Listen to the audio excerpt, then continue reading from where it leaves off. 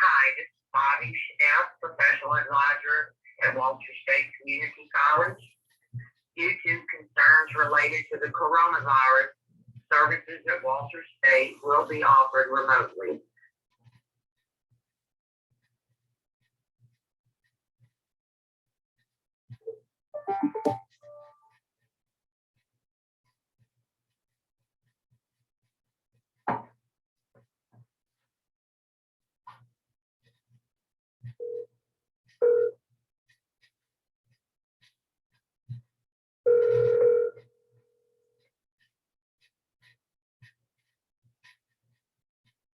Walter State, how can I help you?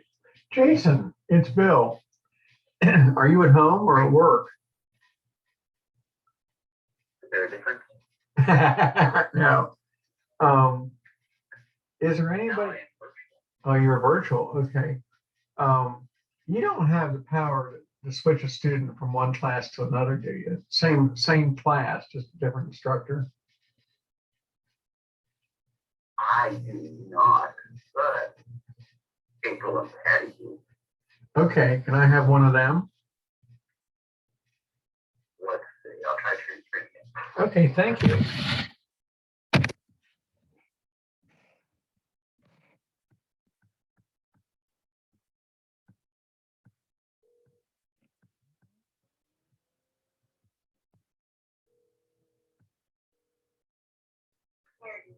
Walter State, this is Patty. Can I help you? Hey, Patty, it's Bill.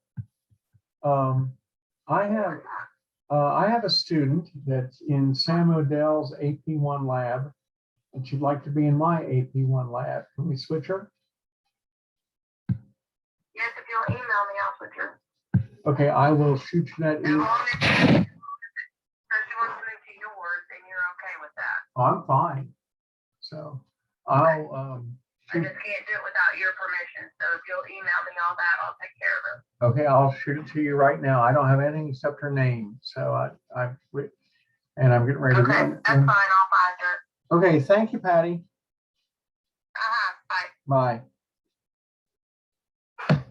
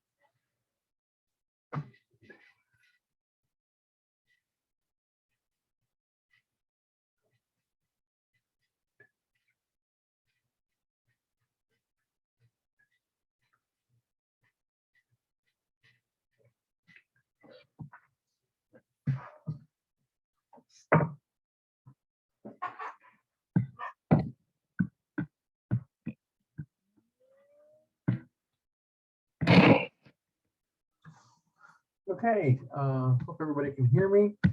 And thank you for coming into class today. You never know if the links are going to work or not. So this is AP1 Lab, and we are going to take a look at some pretty basic stuff this first week. And the first whole unit is all about cells and stuff and microscopes and stuff like that. And it is difficult to have a good lab done virtually like this. It's a lot more interesting when we're in person and we can actually do stuff. But we'll do our very best here with this. So lab is a little different from lecture. A lot more visual components here. As we go through the course of the semester, there'll be more hands-on opportunities for you to drop by the campus and check out materials if you want.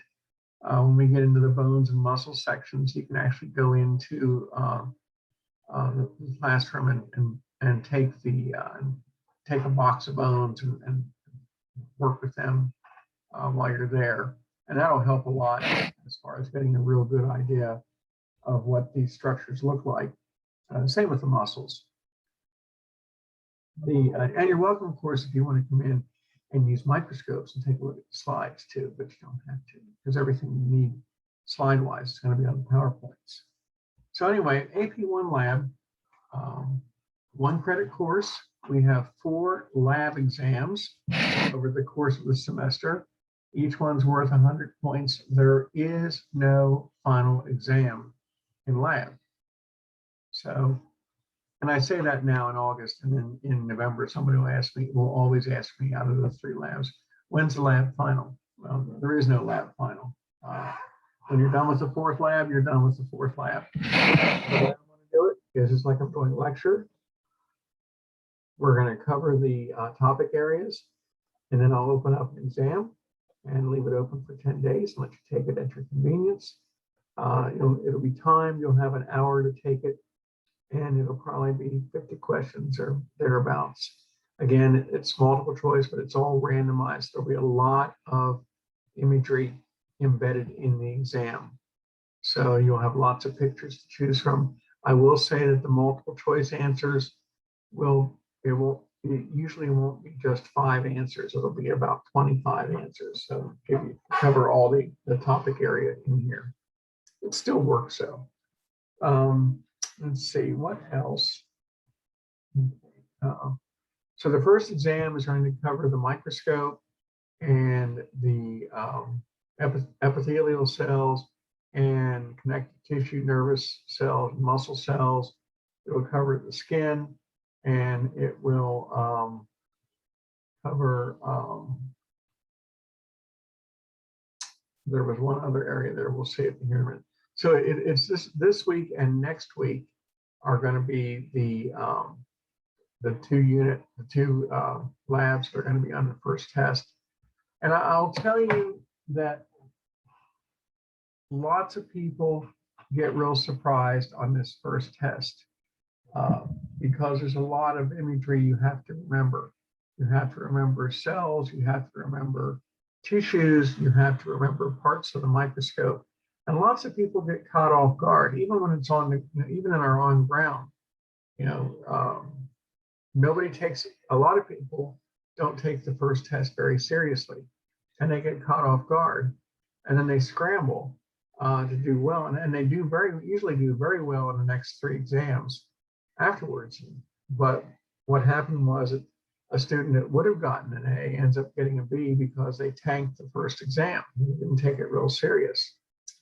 So, the first exam is the only one that I give a study guide for, because everything else is simply straightforward memorization. The lists of bones, lists of muscles, be able to identify parts of the brain, things like that. There isn't much of a study guide for that. But the first exam has a study guide embedded in eLearn, and I emphasize that you really need to pay attention to that. The good news is that once you're done with it, we're done with it. You'll never see it again. There is no follow-up exam for lab. There is no final exam.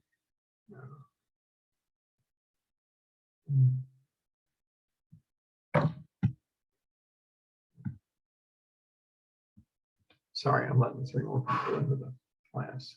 Okay. So having said all that, let's see. There is the syllabus is in eLearn. You know, if you're really bored, you can read the syllabus. It says the same thing. 4 lab exams, 100 points each. 90, 80, 70, 60 are the scales. The lab grade is not nearly as important for you as the lecture grade. If it comes down to between getting an A in lecture and a B in lab, that's fine. Don't go the other way though. Don't get an A in lab and a B in lecture. That'll hurt you more than getting a B in lab isn't going to hurt you. In fact, that's a good grade for lab. And since it's only a 1 credit course, plus none of the healthcare programs that you're going into look at the lab grade when evaluating, when tallying up all your points. So you don't have to worry about that.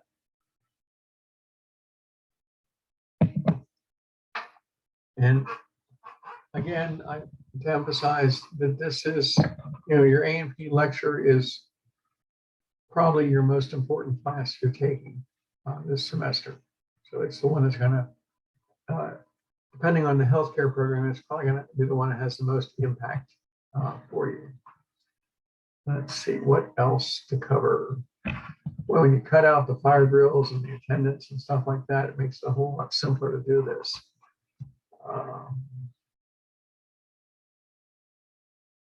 Let's see. Now it has 3 labs. Here's what else I can tell you. We've got 3 labs. On Tuesday, Wednesday, and Thursday, they are going to be identical. We follow, there is a lab schedule in eLearn, and it has a schedule for all 3 labs now. They're going to be the same Tuesday, Wednesday, and Thursday. For the first time in a long time, we're not being upstaged by the Labor Day holiday. We don't lose anything. The only time we get affected by any kind of break is at fall break, and we lose the Tuesday lab. And I think what I do is I cancel the lab. It's easier to cancel the labs that week for everybody than it is to try and do makeup. So the advantage, if you with having the same lab on 3 different days, is if you can't make the class and you want to actually watch the live presentation instead of watching the recorded video, let me know, and I'll shoot you the link. So if you want to, for example, if you can't come if you're on the Tuesday lab and you can't make it a Tuesday and you don't want to watch the recording and you want to be in class in person, let me know, and I will send you the link for the Zoom link for the Thursday lab or the Wednesday lab or whatever works for you. So I have a lot of flexibility on that. I have no problem changing things around. Lab dates, exam dates, I'm not going to change those because everybody's going to get 10 days to get ready for them and take the exam. And so your 10 days will start, when the clock starts on that 10th day, on the 10 days when we finish the content material, and so you really wouldn't be gaining any extra time. Give me a good reason and I'll probably change it. So I'm pretty flexible. Okay, today we're looking at we're going to look at the parts of the microscope. You've probably seen microscopes before at some point in your education, and I'll tell you that these microscopes, at least that you're going to see today, are pretty old. When you take microbiology, for example, you'll see that the microscopes are much better quality. If we were on the ground, we'd be using better microscopes than this too. Hopefully in AP2 in the spring, if we're on the ground in the spring, we will be using better equipment. The we'll be using the Sevierville equipment if you're in the Sevierville campus. So anyway, any questions on anything? I know I don't want you to think I rushed through this, but there really isn't a whole lot to talk about as far, to get ready for the lab. Content's available in eLearn. The lab schedule's in eLearn. But unlike lecture, we will be hard and fast. We will be doing everything on the on the dates listed. We're not gonna, this we know we have a this goes back to when we were doing it on the ground, and which we will be doing again. Is that the prep for the lab takes time, and if we were setting everything up, it would take time. We had to leave it up and then tear it down. So we're going to stick to those dates. So I'm going to go ahead and go into share screen and open up the microscope slide. There we go. And everybody should see the slide that says the compound microscope in the cell, I hope. And so this is what we're doing today. This is what we'd be doing on the ground. If we had it, we had microscopes out.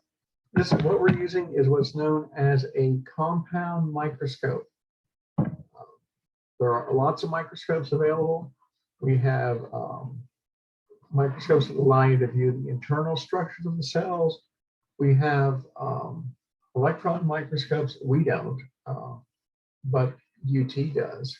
It allows you to view magnifications up to 100,000. Those are the ones where you have the picture of a dust mite that looks like a dinosaur or something along those lines. 10,000, 20,000, 100,000 magnifications. The best we can do is 1,000 magnifications. So we're not going to be getting anything that fancy. But the compound microscope allows us to look at things. It's what we call a microscope, depending on light, a light source. It allows us to magnify objects 1,000 times. We call it a compound microscope because it has made up of multiple lenses that allows you to increase the magnification of the image you're looking at. Early microscopes had one strength. If you wanted to look at something under one magnification, you used one microscope, and then you have to go to a different microscope to have a greater magnification, and so on. But the compound microscope takes the original image, magnifies it, and then magnifies it again. So we can pack all that into one simple body tube so that we can go from 40 magnifications up to 400 magnifications, actually all the way up to 1,000 magnifications. These lenses, these are the structures that hold the curved optical glass. The one that goes nearest the slide is called the objective lens. And that's what we place directly over the specimen, the slide we're looking at. And that will magnify the image as many times as the lens is capable of. There's a number on the side of the lens that will tell you how many times it will magnify the image. The next structure is called the eyepiece lens or the ocular. And the ocular is always going to have a 10 stamped on the side because the ocular will magnify images 10 times. So if you have an objective lens that has a 4 on its side and an ocular with a 10, then your total magnification is 4 times 10 or 40 magnifications. So we can see, looking at our microscope, if we look at the objective lens, it says 4, then with the ocular, we're at 40. If the objective lens says 10, then our total magnification is 100. If the objective lens says 40, then our magnification is 400. And if it says 100, then our magnification is 10 times 100 or 1,000. So that's how we can have these different levels of magnification in our compound light microscope. The light coming up from the light source passes through the image and through a structure known as an iris diaphragm. The iris diaphragm is a little lever on the side of the stage. That's what holds the slide there. That acts like the iris in our own eye. The iris is the structure that generates our pupil. You know what our pupil is. The pupil is the opening in our eye, in the front of our eyeball that lets light in. And the pupil gets big or gets small. The iris is the pigmented portion around our eyeball. And the iris is going to expand or contract, allowing the pupil to get bigger or smaller. Well, we don't have pupils on our microscope, but we do have a diaphragm, a ring that acts like an iris does. It opens up to let in more light. It closes down to let out less light. We have a little lever on the side of the underneath the stage that allows us to regulate this. We also have a condenser, which looks like a little magnifying lens setting right underneath the stage. The condenser acts just like a magnifying lens in the sense that it doesn't magnify the image, but it focuses all the light rays coming up from the light source right into the slide. There's a hole in the stage. The light can come right up and not be spread out. It'll go right into the slide itself. The analogy to a magnifying glass works very well. A magnifying lens is actually focusing light on one area. And so that's what you're really doing here, so it doesn't spread out all over the place. Because we know that a light bulb, for example, spreads, the light from a light bulb goes out everywhere. But what if we can control that and only have it go in one location and be condensed at that location? Okay, this slide here is important for you. This tells you what the lenses are in a compound microscope. We have the scanning lens, which is the smallest of the lenses. It usually has a red band around it. It always has 4x written on the side. Low power has a 10x on the side of it. High power has a 40x. It says 43x, so I've never seen one with 43x on it. 40x means 40 times. So 40x on the objective lens and 10x on the ocular. Oil immersion usually has a 100x written on it. And these objective lenses are mounted on a structure now called a nose piece.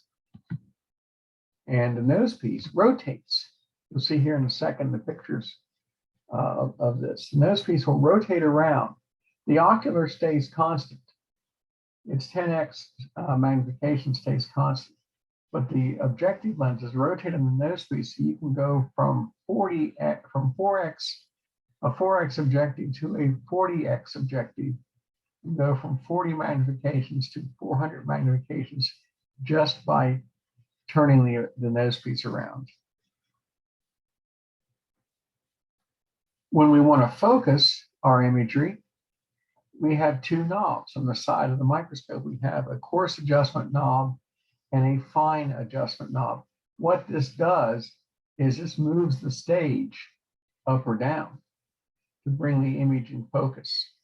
The focal point where the image is in focus is where the light rays are actually striking the back of your eyeball at the right point where you can see it. And so we adjust the movement of the stage up and down. We have a coarse adjustment and we have a fine adjustment because everybody's eyeballs are going to be different. And so if you were doing this in person, you would get in pretty close with the coarse adjustment and then switch out to the fine adjustment. If you were working with a partner, you'd be going back and forth with this and using the fine adjustment to account for variations in everybody's eyesight. Okay, this is our compound light microscope. This is an older version, but many of the parts are still the same. Up here is the ocular, the eyepiece. In most microscopes, that will slide right out.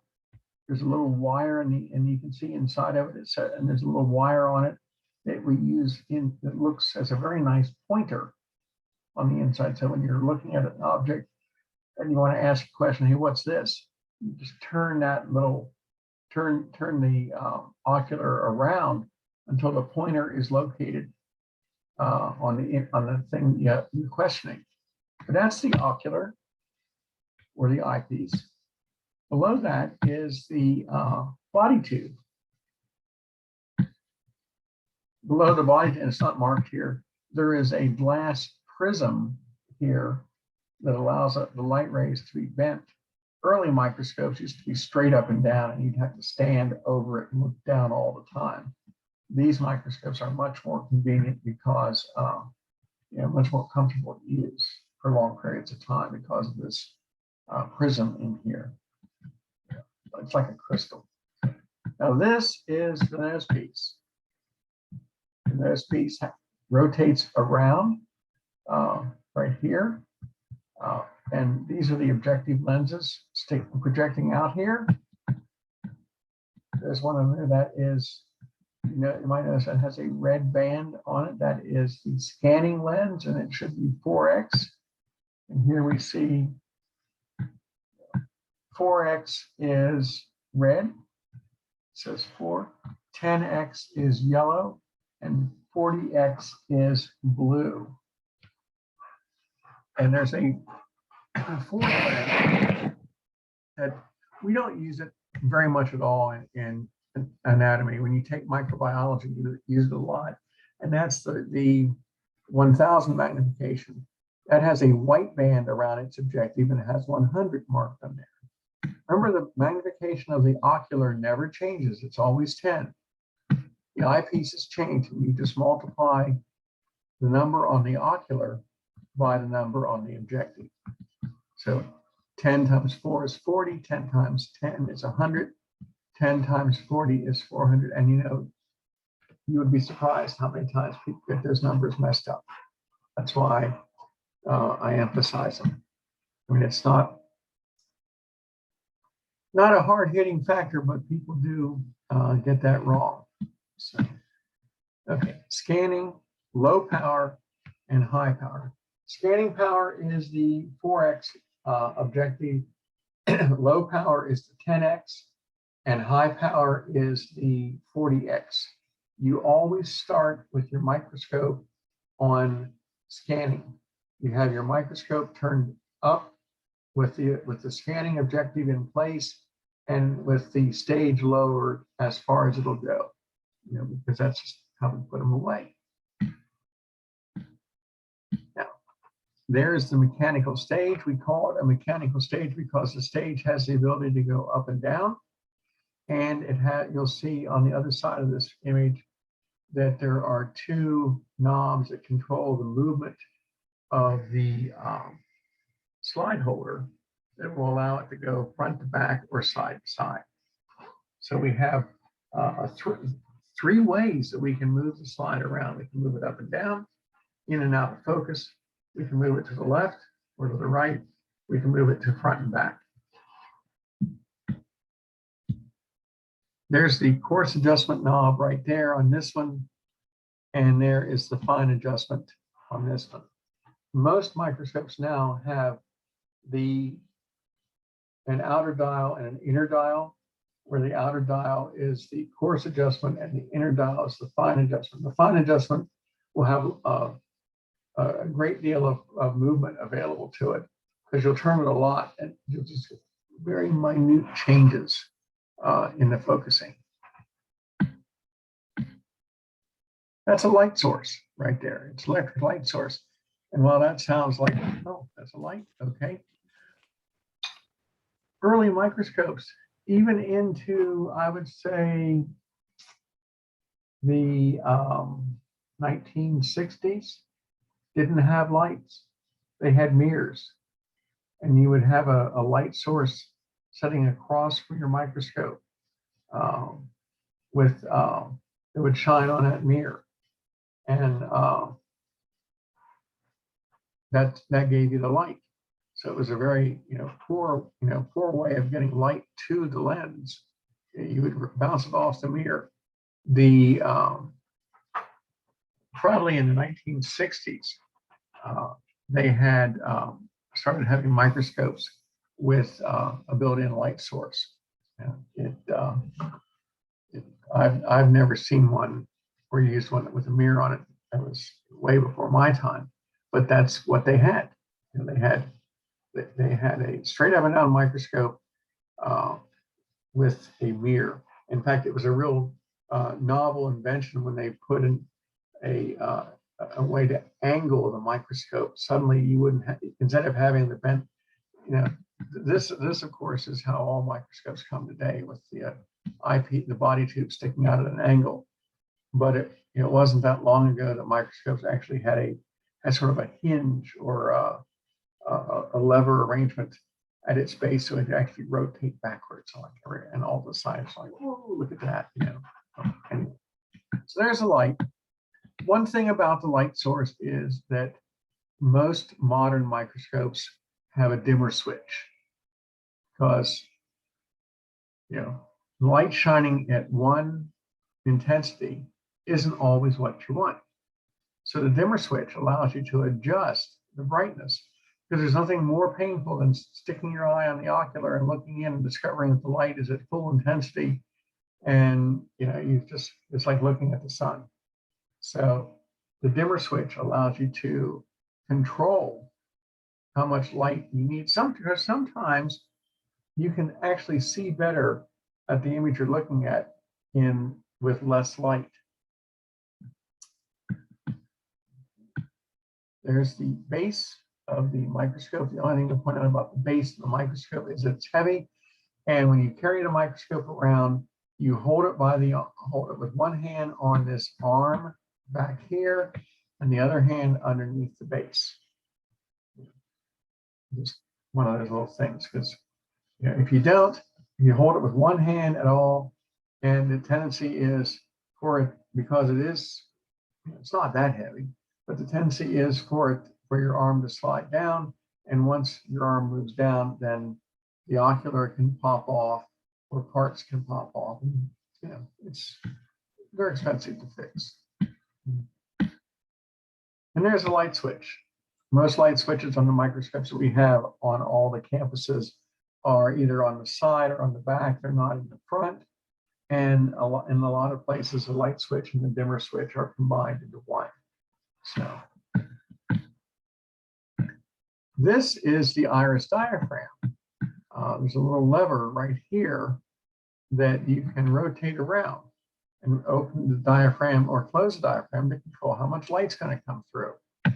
This little silver thing here causes a great deal of problems. This little silver thing is a screw, and that's what holds the iris diaphragm attachment in place. And invariably, if you're trying to adjust the diaphragm and hit there's 3 screws, and you hit one of those screws, the thing will drop out, and everybody panics because they think they've broken their microscope. It's not a big deal. You just put it back together and it works. But you can't really see the lever. Here's a little flat lever that you slide it around, and it allows you to, it's another way to regulate the light in here, because it's very important. Some things don't show up well under the microscope under bright light. Okay, close up of this. See, there's that screw that causes all the problems. That holds us in place. This screws against the surface there. Can't see the lever, maybe on the other side of this. It's a very thin little flat lever. You just rotate it around. There's part of the mechanical stage. Those are clips that hold the slide onto the stage. They are spring loaded. It works very, very well.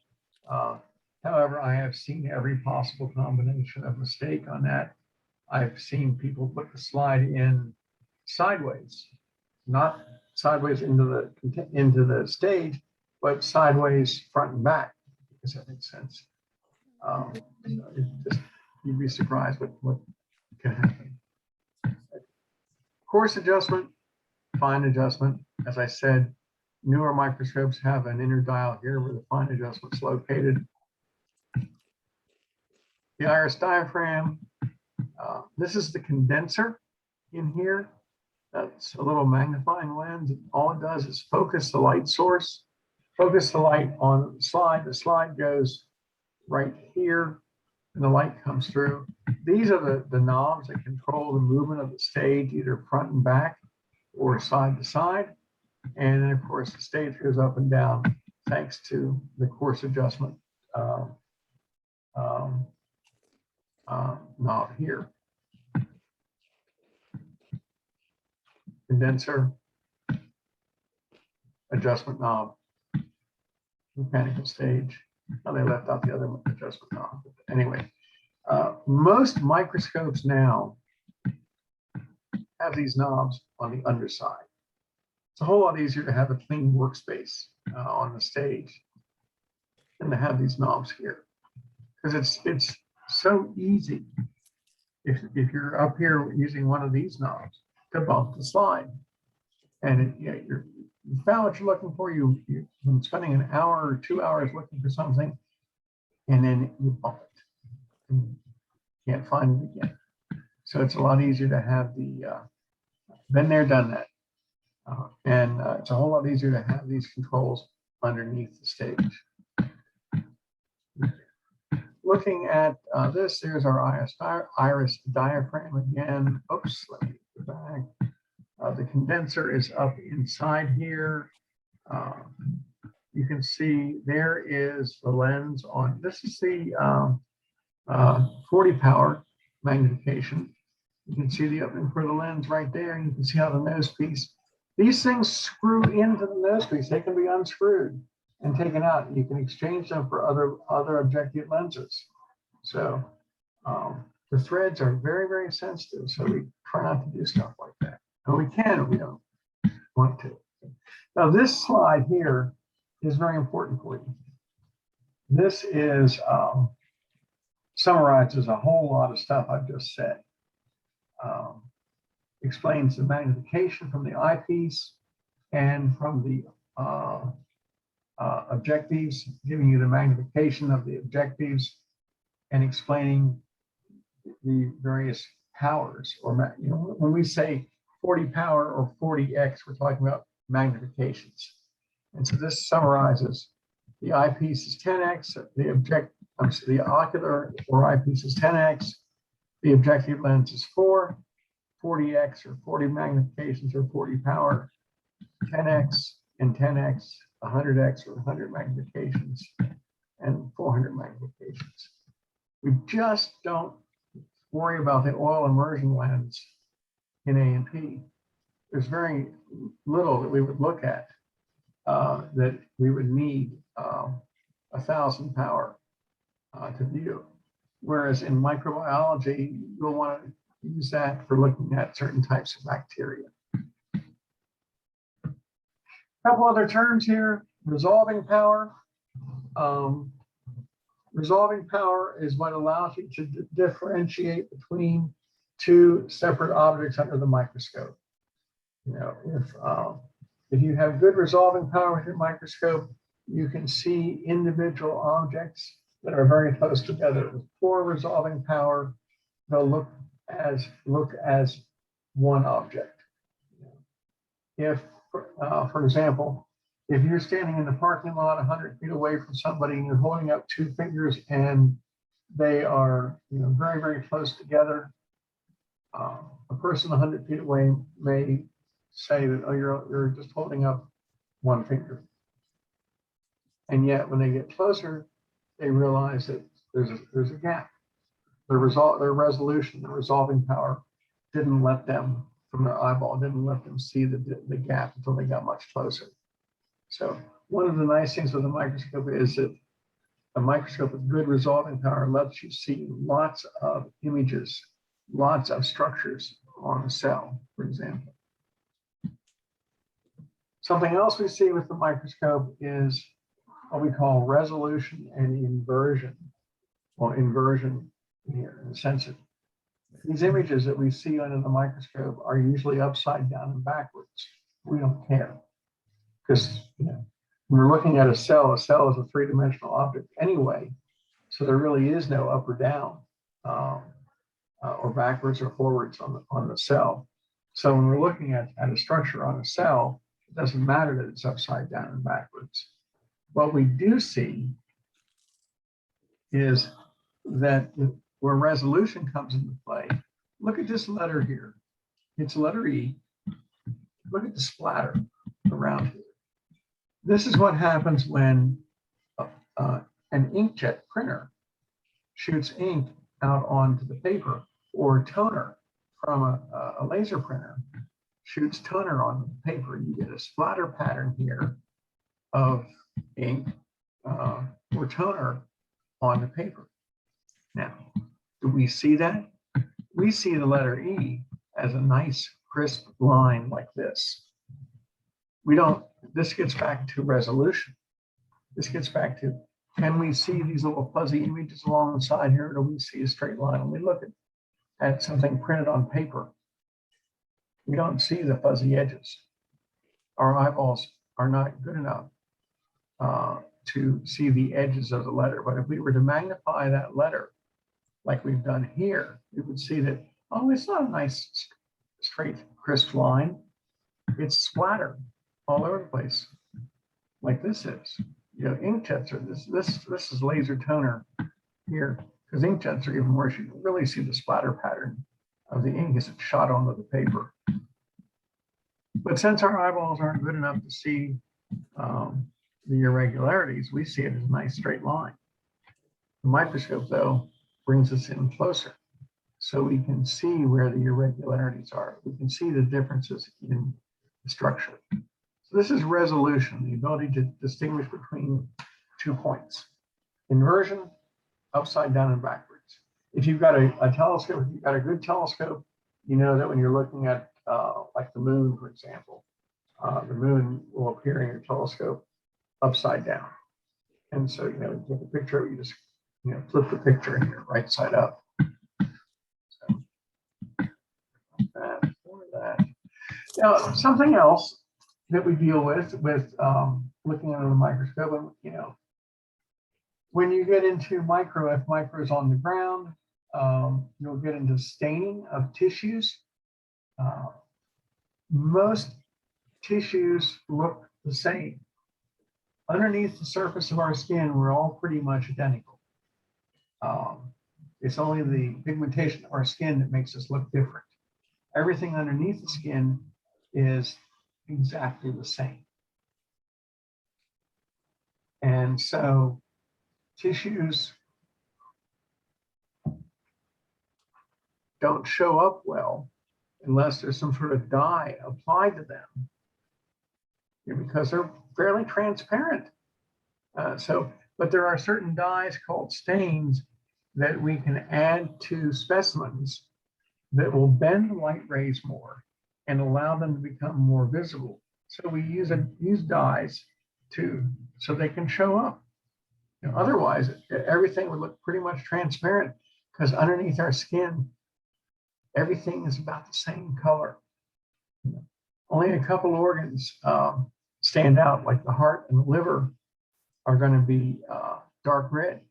Everything else is pretty much the same. Muscles, all the muscles are all red, but all the other tissues tan, and transparent. So one of the things we would do in here is we would practice staining. We would make a wet mount. A wet mount is a temporary slide.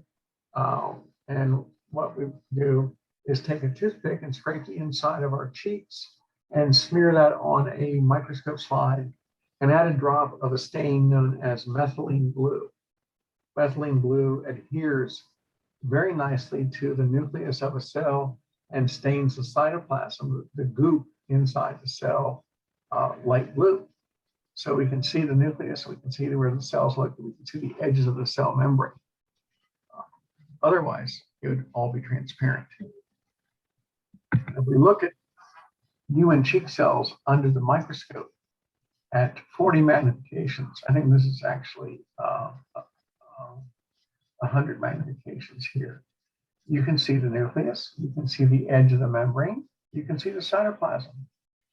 And everybody realizes, hey, we are alive after all. Every cell in our bodies has a nucleus, except red blood cells. And every nucleus contains all of our DNA. So every one of those cells, the nucleus of every cell has our identical DNA in each one.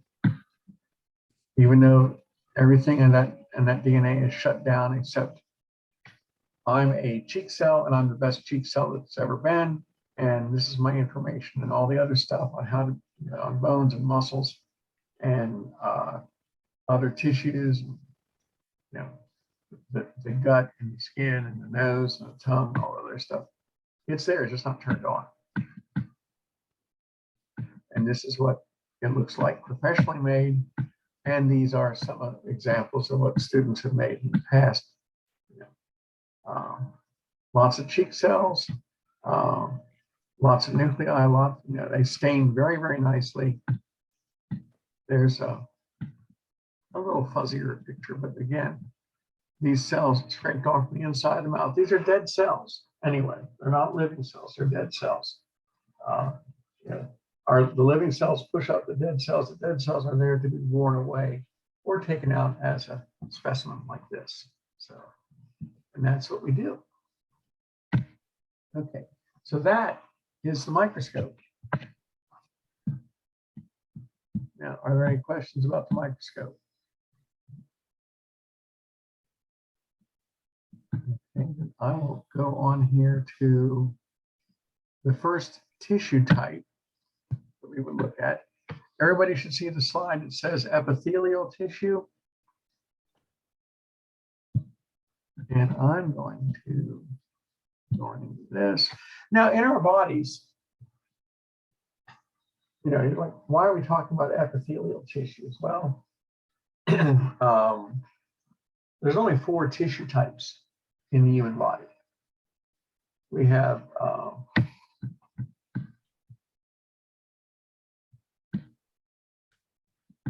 epithelial tissues, muscle tissues, connective tissues, and nervous tissue. Epithelial tissues are the covering cells. They cover the whole body on the outside. They cover every opening into the body. Every opening to the inside of the body is lined with epithelial tissues. The digestive system from the mouth to the anus is lined with epithelial cells.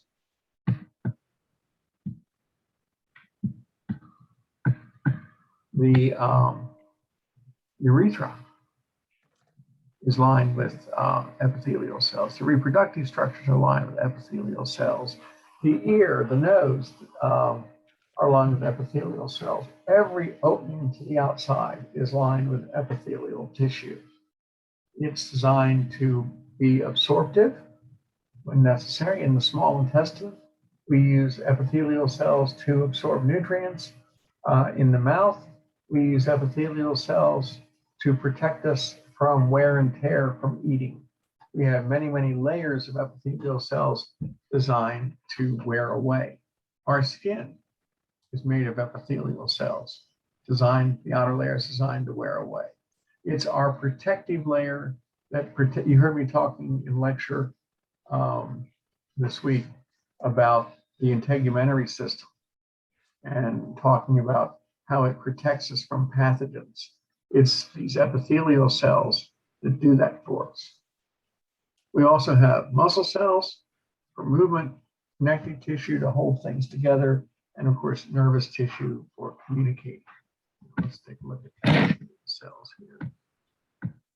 2 categories of epithelial, very hard-hitting terms here, simple and stratified. Simple means there's one cell layer thick, and stratified means there's many layers. Inside our mouth, we have many layers of epithelial cells. The same applies to our rectum. anywhere there's going to be wear and tear and friction, we're going to have stratified layers. The female vagina, the female uterus are going to have many layers of stratified epithelial cells because there's wear and tear. Stratified epithelial cells on our surface of our skin, many, many layers. Within epithelial cells, there are three types: squamous, cuboidal, and columnar, based on their shape. Squamous is sort of a flat, irregular type cell. What you saw with the cheek cells were squamous cells. Cuboidal cells are exactly like they sound. They're shaped like a cube. We generally find them primarily in our kidneys, in the kidney tubules. We have lots of little tubules in our kidneys designed for filtering, and those tubules are made up of stacks of cuboidal cells.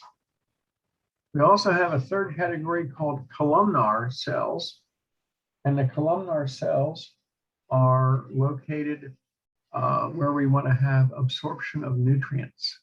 So our small intestine is lined with columnar cells, and they're shaped like little columns. We also have two outliers. We have what's known as transitional epithelium, which shows up in the bladder because it expands. It changes from what looks like columnar and stretches out to what looks like squamous because the bladder expands. And we have another category called pseudo, meaning false stratified, ciliated columnar epithelial cells. False stratification. They look like multiple layers, but they're really only one layer. They have cilia, little tiny hairs on their surface. We find them in our trachea, our airway, to move mucus up and down. Mucus that traps dust and dirt. We find them in the oviduct of the female because these little hairs are used to push the egg along. When the egg gets released from the ovary, it drifts into the fallopian tube, oviduct, uterine tube. We have three different names for it. The uterine tube is lined with pseudostratified ciliated columnar epithelial cells, and that egg is pushed along by these little hairs, by these cilia. It travels at an extraordinarily rapid rate. It goes about 2 inches in 7 days. So that was a little sarcasm. And it eventually gets to the uterus. That's how it gets there. So there's really only a few places in our bodies where we have pseudostratified ciliated columnar epithelial cells. So what do they look like? Well, this is squamous epithelial, flat and irregular. This is simple squamous. We generally see simple squamous where we want to have movement of materials across a membrane, like the lungs. The lungs, the air sacs, the alveoli of the lungs are made up of simple squamous epithelial cells, one cell layer thick, so gases can move back and forth. These are simple cuboidal. Notice the cube shaped here. We are looking down into a whole series of kidney tubules. Each one of these openings is the lumen of a kidney tubule. We're looking straight down into it. These little cube-shaped structures here are the simple cuboidal cells that make up the tubule. Here's an even better picture showing them. Each one of these is a tubule. And note the cube-shaped structure here. Simple cuboidal. This is simple columnar. Notice how they're shaped like a little column. They line the small intestine. One cell layer thick, they allow nutrients to pass through them into capillaries, which are right behind here. I know, honey. These are the simple columnars. This structure here is known as a goblet cell, and it lines this area with lots of mucus. So when you're a squamous cell, whether you are stratified or simple, depending on the location, you may have lots of mucus present. For example, in the vagina and the uterus are made up of stratified squamous epithelial, but they are heavily lubricated with mucus from these goblet cells. The surface of the skin is stratified squamous, but has no goblet cells. We don't need to lubricate the surface of the skin. We get oil coming up from underneath, but we don't need mucus. Again, another picture of simple columnar cells. All these little white pods here are goblet cells for mucus. Goblet cell. Simple columnar, lots of goblet cells. This is still in the small intestine. Now these are pseudostratified ciliated columnar epithelial cells. This is the cilia up here, these little hair-like structures. They move in one direction. Now in this case, we're looking at a cross-section of the trachea or portion of the trachea. And normally this would be covered with mucus. Here, that's a goblet cell, that's a goblet cell, there's a goblet cell there. That may be one there too. Mucus is designed to trap dust and dirt that drifts into the trachea as we breathe. The contaminants are trapped in the mucus. The cilia pushes it up until we swallow it up to our mouth. We swallow about a pint of this mucus a day. We're not aware of it, but we do. And that's how we get rid of the dust and dirt and debris that gets trapped by the cilia. Here's an even better picture of it here. Again, this is the cilia on the surface right there. And you can see the different simple columnar cells, but because of the way they're positioned in the location of their nucleus in each one, they look like they're stratified. They really aren't. This is what the cilia look like up close. This is an electron micrograph here showing you how tiny these structures are. One of the things about cilia is they will move, but they only move in one direction. They beat in one consistent direction. They beat and go back and do it again, and they beat and go back and do it again. And so that's what we see here. They're very similar in structure to the flagella on a sperm cell. Same type of structural arrangement. So this is transitional epithelium. We find that in the urinary bladder. This is the lumen of the bladder, the open portion of the bladder. Here is the edge of one side of the bladder. Right now they look like columnar cells, but when the bladder fills up, it goes from something that's the size of a walnut when it's empty to the size of an orange or even a grapefruit as it stretches out, and they end up looking like squamous epithelial. That's why we call them transitional, because they appear to change their shape. And we see good explanation here. The ureters, the bladder, and parts of the urethra. Again, here's our transitional. Here's where it's not stretched. And then when it stretches out, it appears to go flat.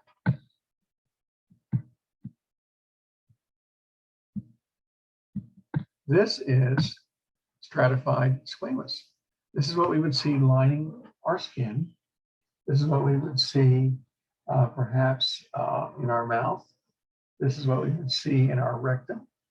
This is what we would see lining the urethra of both males and females. This is what we would see lining the uterus and the vagina, where we anticipate wear and tear. Whether, depending on its location, would dictate whether or not there would be goblet cells there to lubricate this area. We certainly wouldn't need to worry about lubricating the surface of the skin.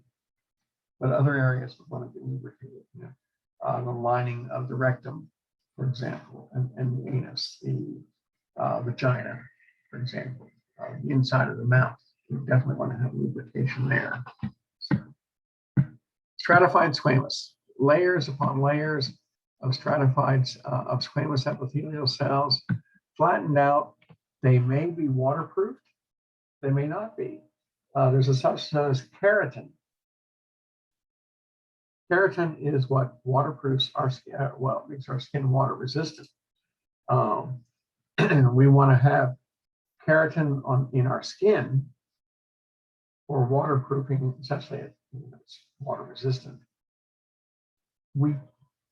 Particularly when we're going to have lots of wear and tear, like if you're rubbing your hands together, you're going to get this wear and tear action on your hands.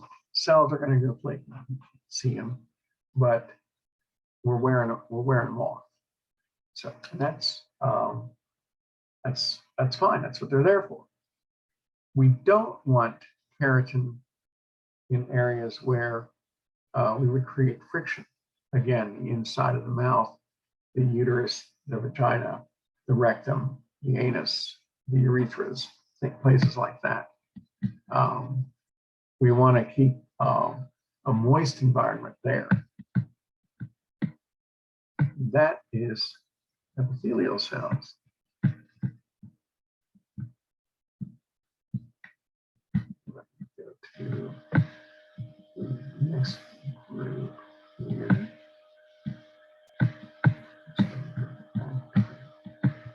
Share screen. Here we go.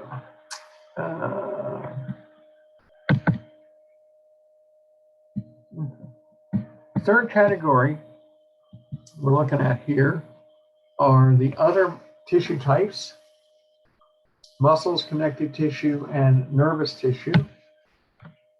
Now, the good news is there's only 3 types of muscle cells: skeletal muscle, cardiac muscle, and smooth muscle. Skeletal muscle is also called striated muscle. It has stripes. Here it looks like this, light and dark bands. It is we have voluntary control. Skeletal muscle means we can raise and lower our arms and move our fingers and toes and hands and feet and do things. We can manipulate our environment under our command. Skeletal muscle is in all of our arms and legs and hands and fingers and feet, everything. So voluntary control, striated with voluntary control. Cardiac muscle, found only in the heart. Clever, because that's why they call it cardiac. It's also striated. We have no control over our heart. It is involuntary. And it's all, while it is striated, it has this unique arrangement where it's branches. And smooth muscle is totally different. No striations. It's involuntary. And we find it around our digestive system and our blood vessels. It lines our digestive system so we can squeeze food from our esophagus to our anus. We can move food and waste products down the digestive system and churn it up in the stomach and get rid of it. Our blood vessels can either shrink or relax. They can constrict or relax because of the smooth muscle lining them. And so we have, and it's all under involuntary control. We don't have to think about moving squeezing our blood vessels shut on a cold day, blood vessels going to our skin on a cold day. We don't have to think, hey, I'm going to lose heat through my skin, I better shrink those blood vessels. We do it automatically. You go outside today, it's 95 degrees outside. You're going to send a lot of body heat to the skin to get rid of it. You're going to diet, you're going to relax those muscles around your blood vessels leading to your skin. Let's get rid of as much heat as we can so we radiate even more heat on a hot day. So this is what skeletal muscle looks like. See, these are the stripes here, the light and dark bands. And we'll talk about the purpose of those dark bands when we get into lecture, but they have to do with the ability of the muscle to contract. But we have light and dark bands. Skeletal muscle also has We call them the striations. Skeletal muscle has lots of adipose tissue packed in there for energy. Lipids, adipose tissue, the fat in the adipose tissue are an excellent source of energy, even better than carbohydrates. And these are the nuclei. Muscle cells have multiple nuclei. They have many nuclei, which is fine because muscle cells don't reproduce. The muscle cells you have when you are born are the muscle cells you have now. Your muscle cells last a lifetime. They don't regenerate, they don't grow back, they don't grow new ones. The best you can do with muscles is for them to get bigger as they get larger, or they'll shrink, but you can't make new muscle cells. So we're sort of stuck with what we've got. If the muscle cell gets damaged, then what you get is scar tissue growing at the site of the injury. This is smooth muscle. Smooth muscle is spindle-shaped. It has no striations. It's involuntary, and it has one nucleus per cell. Each one of those represents an individual cell. Again, smooth muscle, spindle-shaped. It's like a bunch of worms, if you will. Each one of these dark bands is a nucleus. Again, smooth muscle. This is a layer of two layers of smooth muscle surrounding the small intestine right here. So you can see those smooth muscle layers. This is a cross section of the small intestine, and we have these layers of smooth muscle. Smooth muscle right there. Cardiac muscle cells, they're striated, but they're involuntary. They're only in the heart. The cells have a unique arrangement where they branch. No other cells branch like this. And they have these things here called, these black bands called the intercalated disc. And that's where the branching takes place. So there are actually openings from cell to cell in that disc, because cardiac muscle cells need to communicate very rapidly. I think I said in lecture this week that the heart contracts every 7/10 of a second. And most of that time is spent at rest. So for it to contract, the electrical signal has to pass through it rapidly. And it goes through these openings in here at this structure called the intercalated disc. The heart is unique in that the entire organ contracts as one giant cell. The whole heart contracts at the exact same time with the exact same force. There's no hanger-ons or wannabes or ripple effect, across the surface of the heart. Every cell contracts with the same force at the same time in the heart. And again, this is what, this is the branchings here and the striations. This is another good picture of branchings here. These intercalated discs, these black lines here, that's where the branchings occur. That's where they branch out and they just interconnect and interconnect. Cardiac muscle there. Striations again. Intercalated disc. More branchings. More nuclei. Now, connective tissue. Connective tissue has three characteristics. Connective tissue consists of living cells in some sort of matrix. They can be a solid, a liquid, or a gel. So a solid would be like bone. Bone is solid, but there are living bone cells trapped inside of it. And those living bone cells all connect to each other.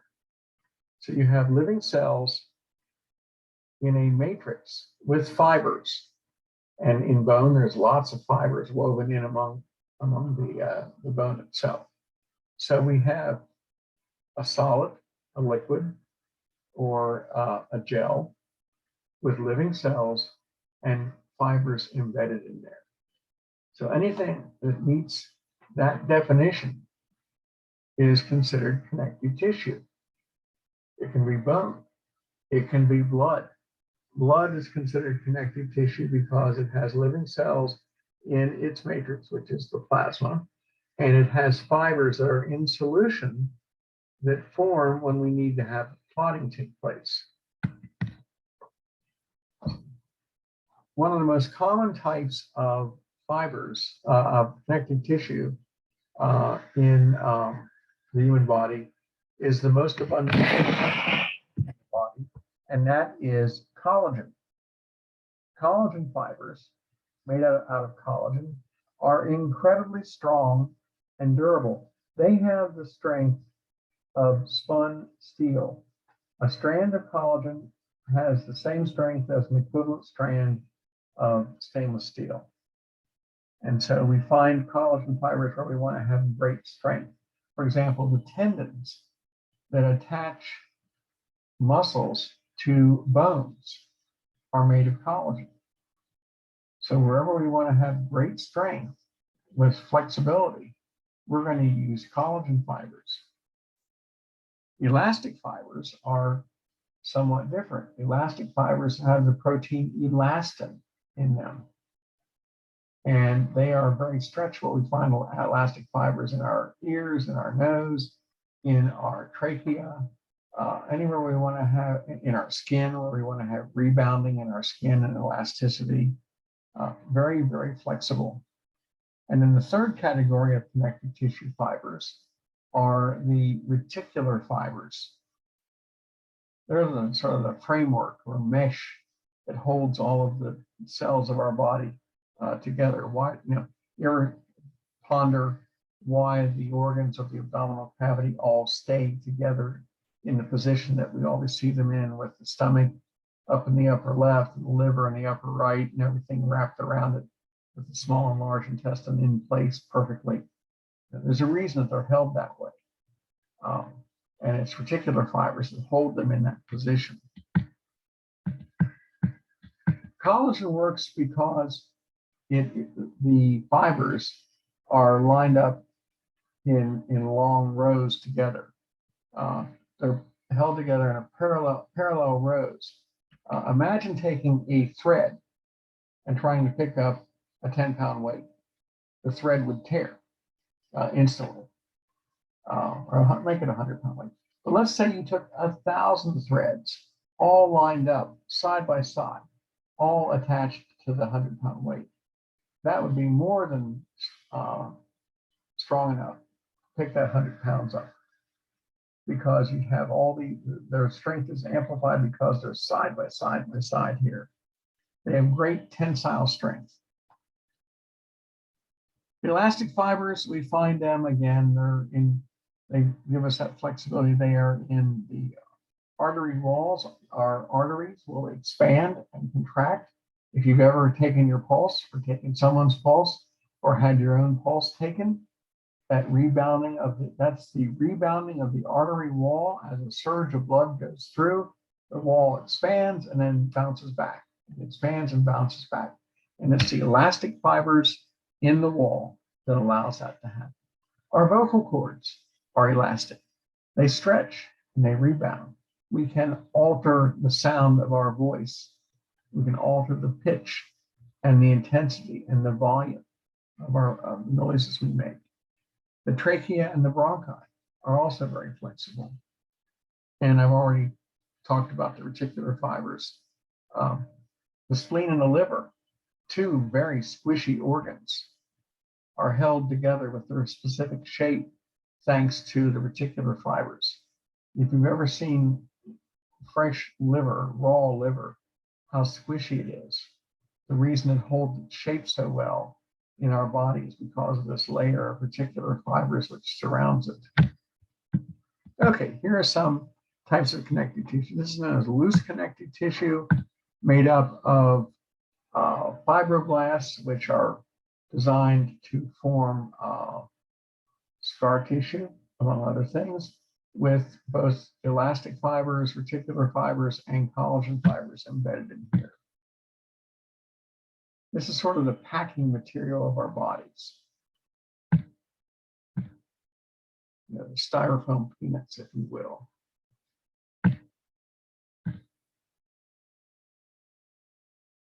And down here we see what collagen fiber is. This is a better picture here. Loose connective tissue with the different types of fibers there. It's designed to, as I said, the packing material. It holds. This is what helps to hold organs in place with lots of reticular fibers present. Again, giving the various organs like the spleen and the liver its shape too. Dense connective tissue in the tendons and the ligaments, the weave, the straight line parallel weave of collagen fibers, the strongest and most abundant protein in the body. This is dense connective tissue. These are collagen fibers here. Our tendons. Consider the Achilles tendon. It attaches to your heel and to your gastrocnemius or calf muscle. The Achilles tendon. The Achilles tendon is made up of many, many layers of these collagen fibers here. Again, stronger than steel of its equivalent size and shape.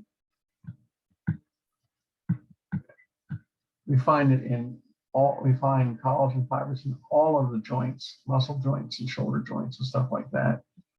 We see how the weave takes place here. Dense, regular connective tissue. Incredible tensile strength.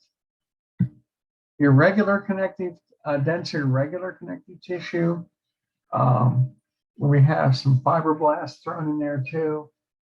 We find that where we have more flexibility, more motion from different angles. You know, the capsule around joints that have to have great movement, like the shoulder, for example. Cartilage, connective tissue that gives us great flexibility and great strength. Cartilage was the framework for our skeleton. When we were 6 weeks after fertilization, we had a complete skeleton in place made of cartilage, which over the next 20 years then gradually converted all to bone. I said 20 years because our full-blown skeleton isn't finished converting completely to bone until we're about 23 years old, 20 to 23 years old. So about 20 years. So we start out with a full skeleton in place made of hyaline cartilage. At 6 weeks after conception, we are about an inch long. We have a full skeleton in place. It gradually is converted to bone over time. But when we're born, most of our skeleton is in place, but there are still lots of places where there's cartilage available. As adults, we still have cartilage present in our nose, our trachea, and our ears. And this is what cartilage looks like. The cells in the cartilage are known as chondrocytes. The chondrocyte is trapped inside a bubble known as a lacunae. Now, the chondrocyte is a living cartilage cell. It's inside a gel matrix. It's like the banana, like if you have bananas and Jello. You know, if the slices of banana were still alive, it'd be trapped inside the bubble inside the Jello. The Jello is the matrix. The banana is the chondroblast, the living cell. Now, how does the chondrocyte survive? Because it's trapped in this gel. Well, cartilage is unique in that the only way that cartilage cells get nutrients and oxygen is through diffusion, movement through the gel. They have no blood vessels. And so oxygen and nutrients diffuse in and waste products and CO2 diffuse out. And that's also one of the reasons why a cartilage injury takes longer to heal than a bone injury or a tissue injury. because they're not getting nutrients and oxygen supplies as rapidly as they would if they had capillaries. Now, how did the chondrocyte get stuck in there? Well, the chondrocyte started out as a chondroblast. Anytime you have the suffix blast, it means it's a builder. Chondroblasts are busy laying down this gel. They're generating the gel and spreading it out, replacing old gel that they've torn down, now building more gel. And suddenly they realize they've built themselves into a bubble and they've trapped themselves. So now the chondroblast becomes a chondrocyte. The bubble becomes a lacunae. So now you would have living cartilage cells, the chondrocyte. Anytime you see the suffix cyte, it's talking about a living cell, like lymphocyte or erythrocyte, or chondrocyte or osteocyte, bone cell. Bone functions as connective tissue because it too has living cells, osteocytes, inside a lacunae. These are the lacunae here. And the osteocyte forms when an osteoblast, which is laying down the bony matrix, builds the matrix around itself, traps it in the bubble of bone, of what will become the hard bone, the compact bone. The osteoblast becomes a osteocyte in the lacunae. But what's different about bone and cartilage is all these little lines here are passageways for extensions from each one of these living bone cells to communicate to other living bone cells and be in contact with this canal down here where we have blood vessels and nerves. So every living cell is represented in one of these dark lacunae here, and they're all communicating all up and down the bone and around the bone through these canals. Adipose tissue is connective tissue. It has elastic fibers. It has living cells inside a matrix, a gel matrix. This is a nucleus right there. Adipose tissue, there's a living cell right in here. There's another nucleus. There's another nucleus there. Adipose cells fill up with fat, with lipids. They shrink and expand. It isn't the adipose tissue fault, it's what goes in there. And the last type of connective tissue is blood. It has living cells, red cells, white cells.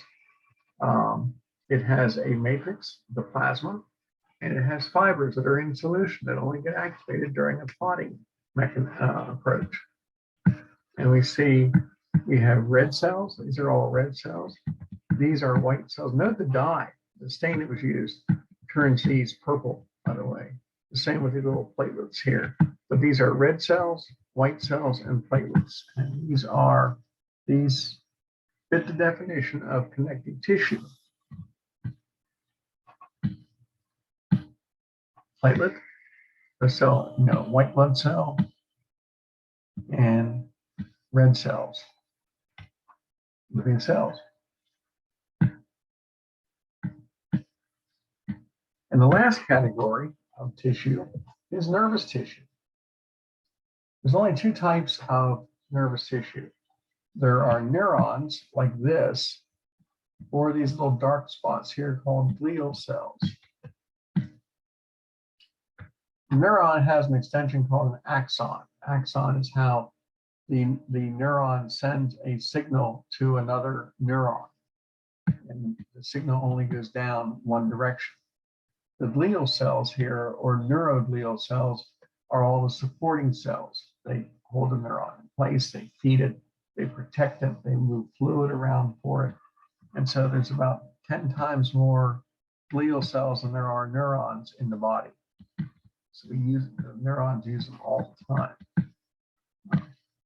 There's a neuron.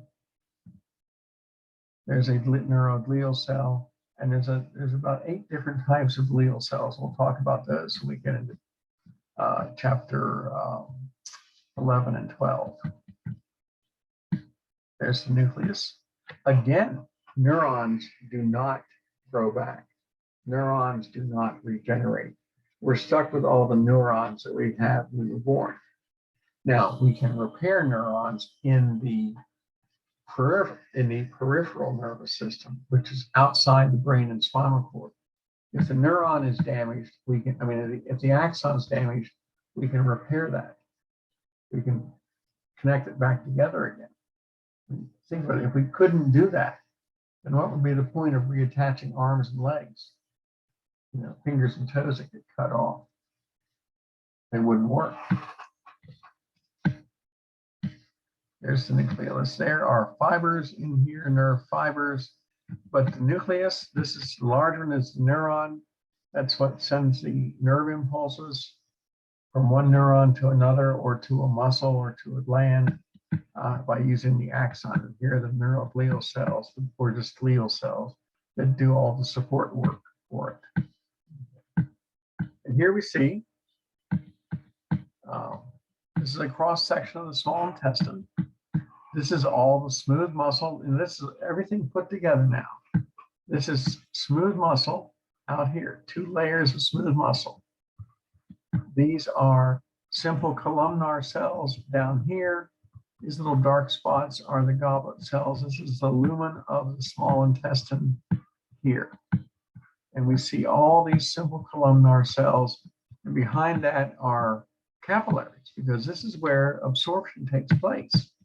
So the outer layer of the outer covering of the small intestine is called the serous membrane, or serosa. They're like epithelial cells, except they're not exposed to the outside, so we refer to them as endothelial. They look the same. Here we have our smooth muscle layer surrounding the outside of the small intestine. It runs in 2 distinct layers. We have one that runs lengthwise, it's all smooth muscle. We have one that runs in a circular pattern. There's the circular smooth muscle. So we have longitudinal and circular.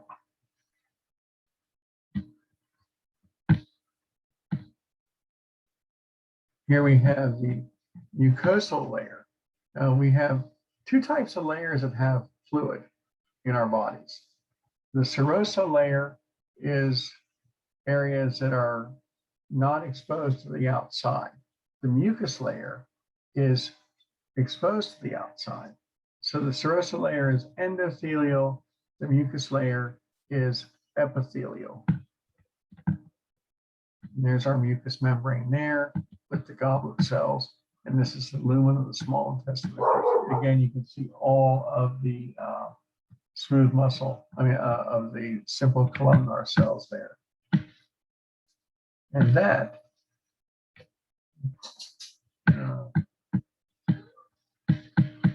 well, I might as well just finish this, it won't take long.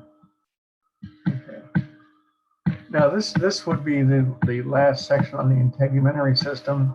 I'll just continue this. This is a cross section of the skin showing the epidermis, which is made of stratified squamous epithelial cells. We have multiple layers here. The outermost layer is dead. It's called the stratum corneum. Lots of keratin present there.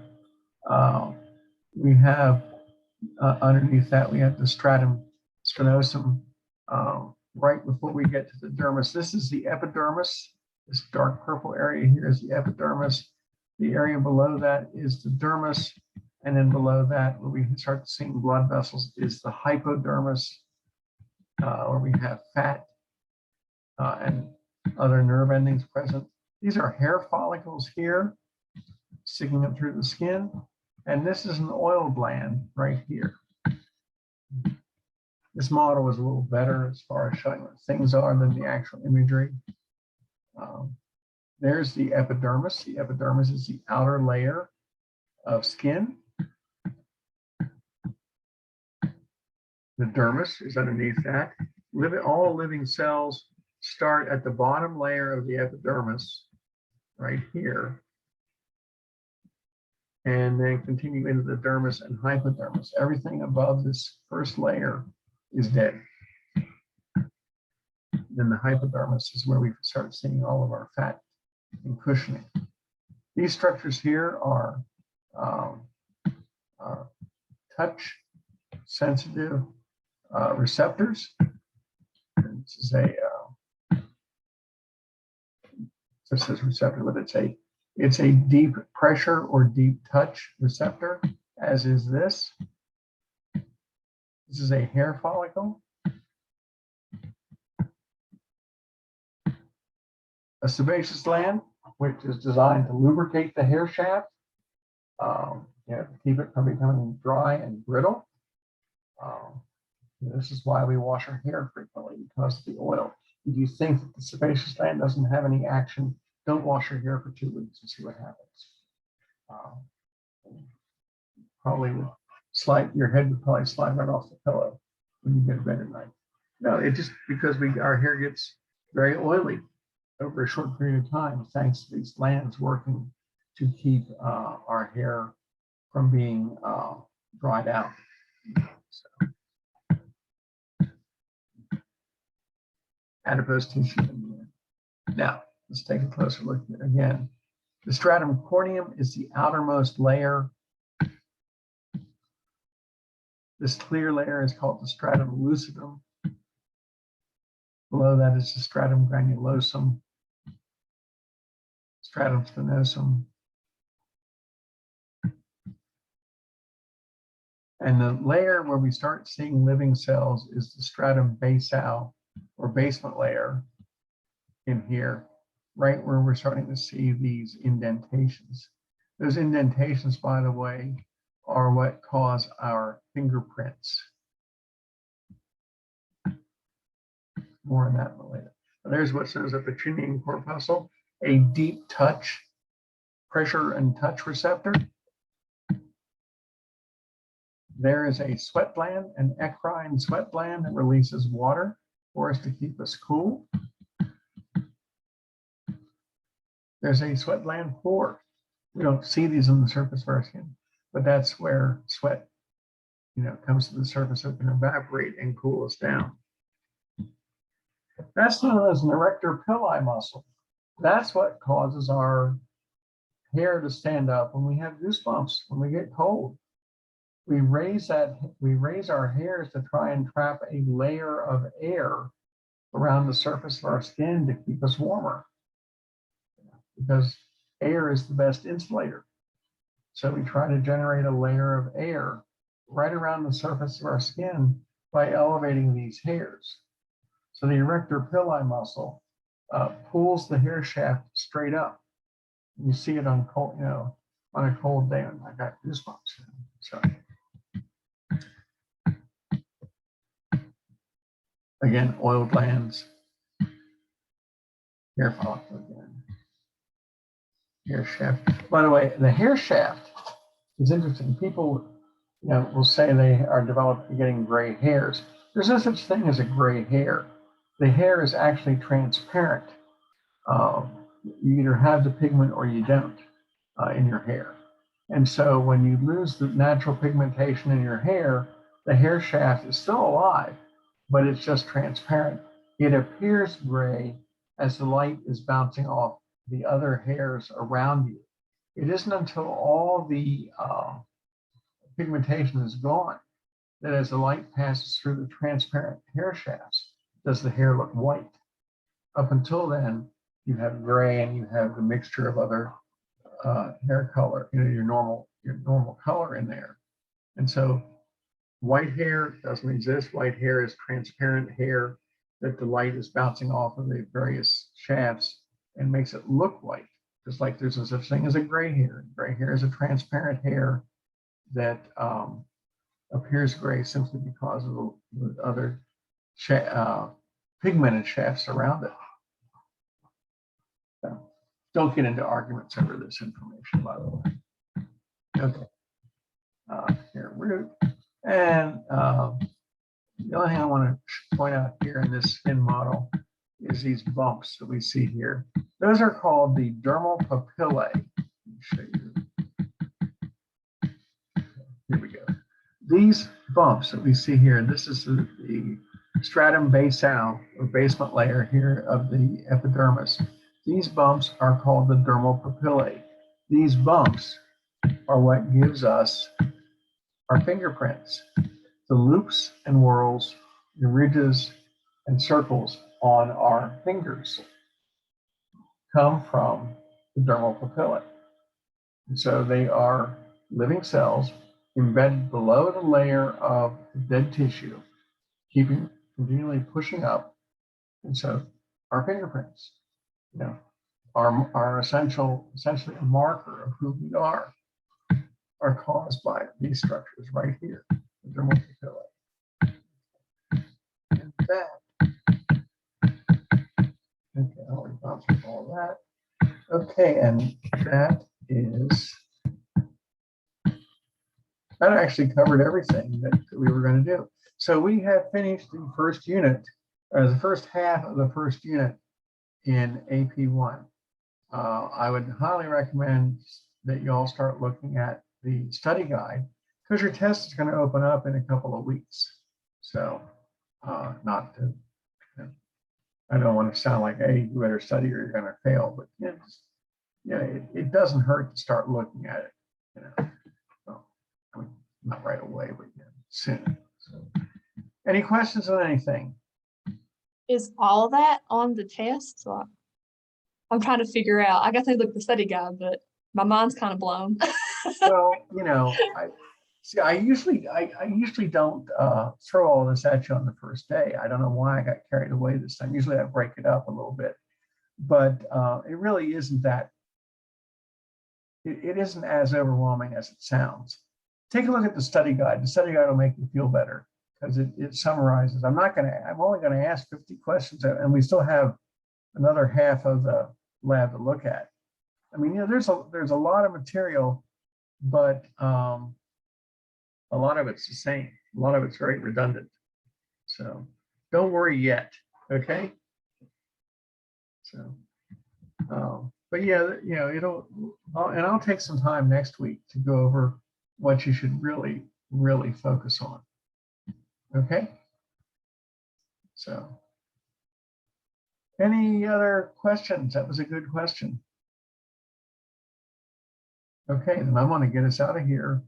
It didn't go too bad. So, and I'll see you all on, I'll see all of you in the rest of the lecture. So, okay, have a good afternoon.